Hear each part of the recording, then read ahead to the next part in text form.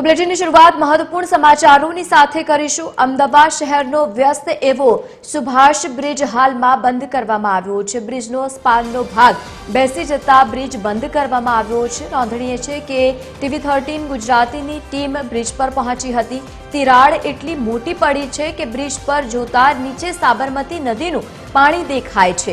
એએમસીના bridge project અને consultant દ્વારા bridge પર તપાસ કરવામાં આવી રહી છે। બ્રિજના સ્પાનમાં અંદર રહેલા પ્રી-સ્ટ્રેસ વાયરને પણ નુકસાન થયું હોવાના કારણે સ્પાનનો ભાગ બેસી ગયો હોય તેવી બાબત અત્યારે સામે આવી છે। બ્રિજને ચાલુ રાખવો કે બંધ તે તપાસ બાદ જ્યારે તપાસ પૂર્ણ થઈ જશે ત્યારબાદ આ નિર્ણય લેવામાં આવશે।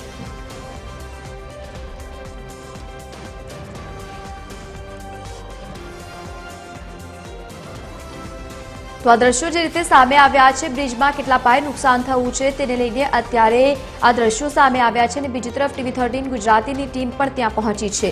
બ્રિજ પર મોટી તિરાડ જોવા મળી છે। નોંધનીય છે કે વહીવટી તંત્ર દ્વારા અત્યારે બ્રિજની તપાસ પણ કરવામાં આવી રહી છે। વધુ માહિતી સાથે સંવાદદાતા અભિષેક વાઘેલા બ્રિજ પરથી આપણી સાથે લાઈવ જોડાયા છે। અભિષેક, જ્યાં આપની ઉપસ્થિતિ છે, બ્રિજ સ્પષ્ટપણે દેખાય છે, કેટલી મોટી તિરાડ છે, કેવા પ્રકારનું નુકસાન ત્યાં દેખાઈ રહ્યું છે?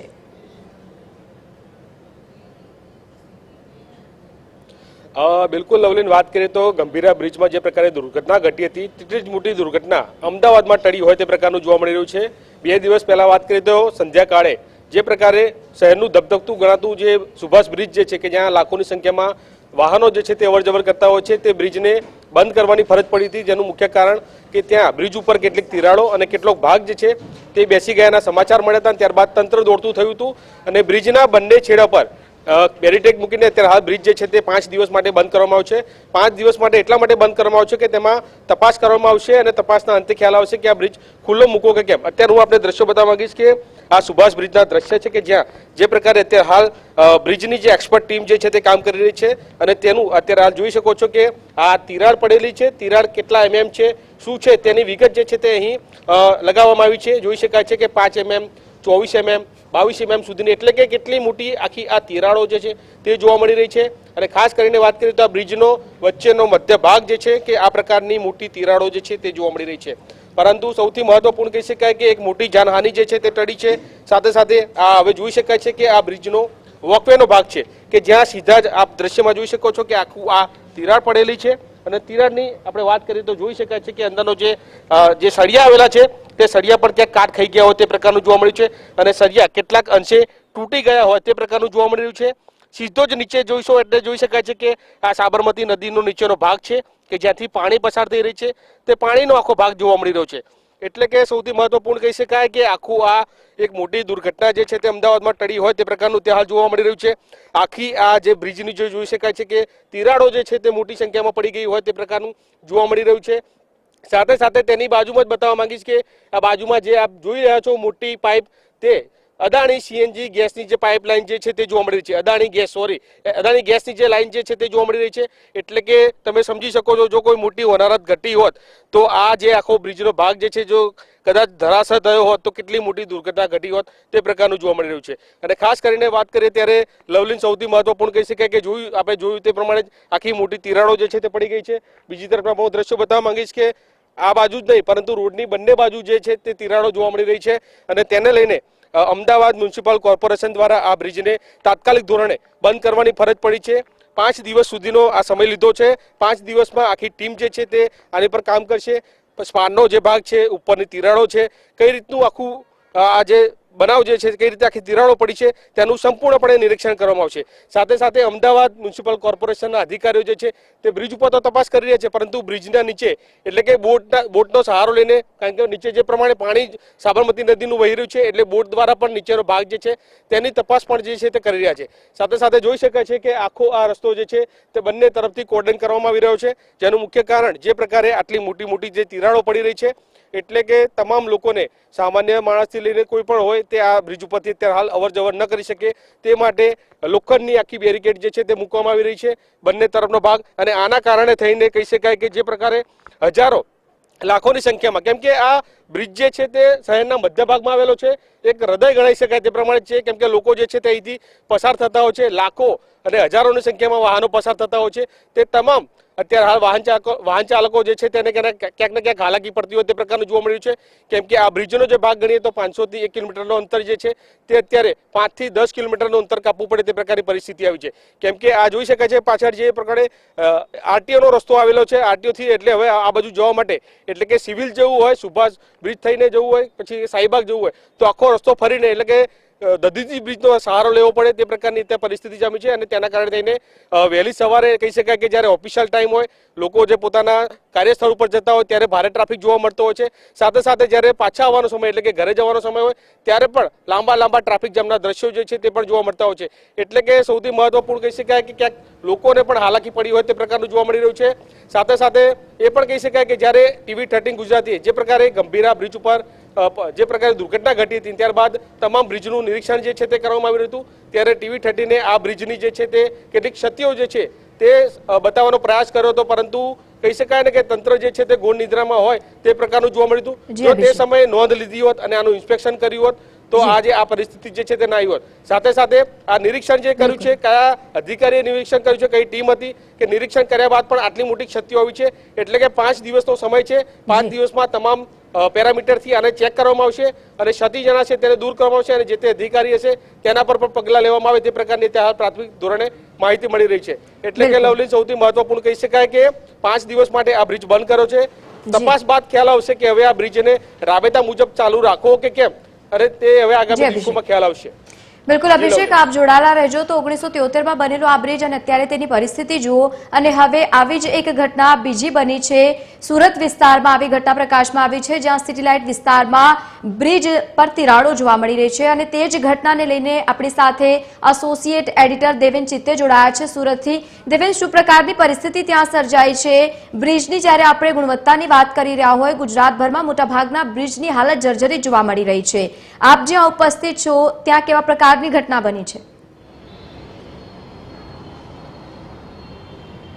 જી લવલીન, જે પ્રકારે છેલ્લા કેટલાક સમયથી આપણે જોતા આવ્યા છે કે જે રીતે સુરત મહાનગરપાલિકામાં જે બ્રિજ બન્યા છે તેમાં ખૂબ મોટા ભ્રષ્ટાચારની ભૂતકાળમાં પણ અનેક ફરિયાદો સામે આવી છે.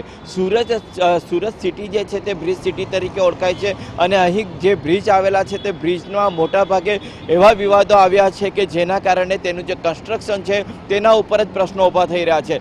અત્યારે આ જે બ્રિજ અમે બતાવવા જઈ રહ્યા છે તે સિટી લાઇટ વિસ્તારનો છે અને સિટી લાઇટ વિસ્તારનો આ જે બ્રિજ છે ત્યાં આગળ તમે આ જોઈ શકો છો તે રીતે આખો કોન્ક્રીટનો ભાગ જે છે તે સ્પષ્ટ દેખાઈ રહ્યો છે અને બ્રિજના પિલરની અંદર ઉપર સુધી જે છે તે હવે તિરાડો જે છે તે ધીરે ધીરે દેખાવા માંડી છે અને તેના પોપડા પણ સાઈડ ઉપરથી ખરી ગયા છે. મહત્વની બાબત એ છે કે 2016માં જ્યારે આ બ્રિજ બનાવવામાં આવ્યો હતો ત્યારે એની પાછળ 55 કરોડ રૂપિયાનો ખર્ચ કરવામાં આવ્યો હતો.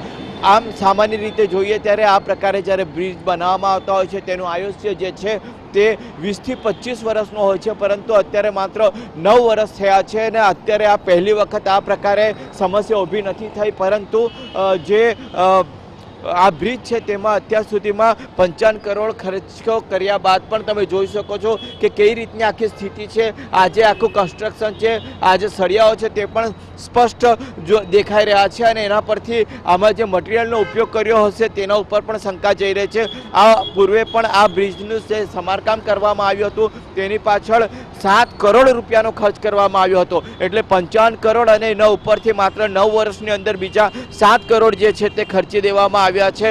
એટલે ચોક્કસ આપણે એવું કહી શકીએ કે આ બ્રિજ બનાવવાથી લઈને એના સમારકામની અંદર ખૂબ મોટો ભ્રષ્ટાચાર થઈ રહ્યો છે. આ ખૂબ જ પોશ વિસ્તારનો બ્રિજ છે. અહીંથી સીધા એરપોર્ટ તરફ જવાય છે.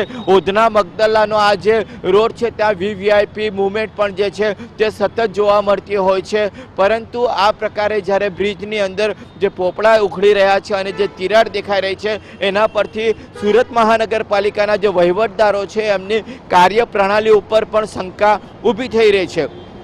સતત ભ્રષ્ટાચાર થતા હોવાના આક્ષેપ વિપક્ષ દ્વારા પણ કરવામાં આવતા હોય છે. ઘણી વખત લોકો સાથે ચર્ચા કરતા હોય છે ત્યારે પણ તેઓ સુરત મહાનગરપાલિકા એક બ્રિજ સિટી તરીકે ઓળખાય છે, એક અલગ એમને નામ મળ્યું છે, પરંતુ એની સાથે સાથે જે પ્રકારે બ્રિજ બનાવવામાં અને તેના સમારકામની અંદર જે પ્રકારે ભ્રષ્ટાચાર થતો હોય છે તેના કારણે આ ભારતીય જનતા પાર્ટી શાસક જે સુરત મહાનગરપાલિકા છે તેની છબી ખૂબ જ ખરડાઈ રહી છે અને ખાસ કરીને બ્રિજ સેલની કામગીરી છે તે સમયાંતરે આ પ્રકારે વિવાદમાં આવતી હોય છે. જે ઇન્સ્પેક્શનની જે કામગીરી છે તે પણ માત્ર નામ પૂરતી જ કરવામાં આવતી હોય તે સ્પષ્ટ છે, પરંતુ જ્યારે 25 કરોડનો આ બ્રિજ બન્યા બાદ તેના ઉપર 7 કરોડ રૂપિયાનો ખર્ચ સમારકામ માટે થઈને પણ આ પ્રકારની સ્થિતિ છે તો સમજી શકાય છે કે સુરત મહાનગરપાલિકામાં બ્રિજ સેલની અંદર કેટલા મોટા પ્રમાણની અંદર ભ્રષ્ટાચાર થઈ રહ્યો છે. બિલકુલ દેવેન અને અભિષેક, આપ સાથે જોડાયા તે બદલ આપનો ખૂબ ખૂબ આભાર. તો અત્યારે રાજ્યમાં ફરી એકવાર બ્રિજનો મુદ્દો ગુંજ્યો છે અને બીજી તરફ જે બ્રિજની હાલત અત્યારે જોવા મળી રહી છે તે ખૂબ જ અત્યારે પરિસ્થિતિને ગંભીર ચિંતાનો વિષય છે, કારણ કે એક તરફ અમદાવાદના દ્રશ્યો જોયા અને બીજી તરફ સુરતમાં પણ આ જ પ્રકારની પરિસ્થિતિનું અત્યારે નિર્માણ થયું છે. બ્રિજની હાલત અત્યારે જર્જરી જોવા મળી રહી છે. આ સુરતના દ્રશ્યો સામે આવ્યા છે જ્યાં લોકો હવે પ્રશ્નો કરતા થયા છે કે શું વધુ એકવાર દુર્ઘટના સર્જાય તેની રાહ જોઈ રહી છે.